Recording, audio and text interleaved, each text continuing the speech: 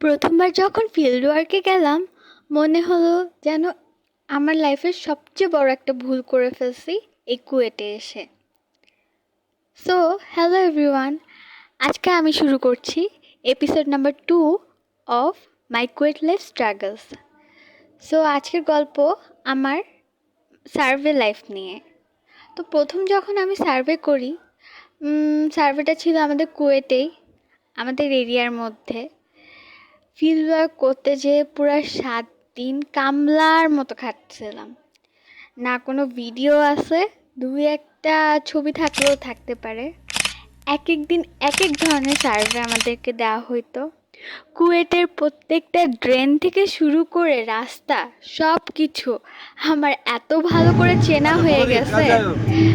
যেমন ধর একটা গল্প বলা যাক, আমার ওকে ফোন দিছে যে কিরে তুই কই।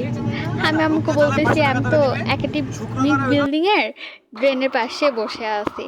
তো আমি বলতেছি কি এখানে কেন বসে আছিস, আর কি কোনো বসার জায়গা নাই? তো এরকমই ছিল আর কি ওই সময়টা। কারণ দেখা গেছে যে আমরা রাস্তায় বসে পড়ছি, রাস্তা মাপতেছি, এটা মাপতেছি সেইটা মাপতেছি। আর এত এত মাপার পর সার্ভে করার পর আমাদের চলতো কুইজ পর্ব। কুইজের পর মোস্ট ইম্পর্টেন্টলি সকাল 7টার সময় ওঠা লাগতো।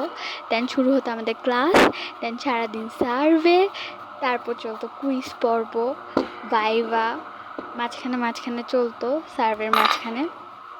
অ্যান্ড দেন লাস্টে সেই সার্ভে আমাদেরকে ড্রয়িং আকারে জমা দেওয়া লাগতো পরের দিন। এই কারণে দেখা যায় তো সারা রাত জেগে ড্রয়িং করা লাগতো। বলতে গেলে ওই 7টা দিন আমার লাইফের সবচেয়ে কঠিনতম দিন ছিল।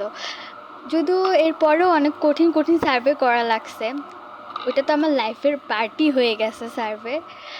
বাট যেহেতু ফার্স্ট টাইম ছিল, সো আমার কাছে জিনিসটা খুবই বড় একটা বিষয় ছিল। এই তো এভাবে কামলা খাটা শুরু করছি, স্টিল নাও কামলা খাটতেই আছি।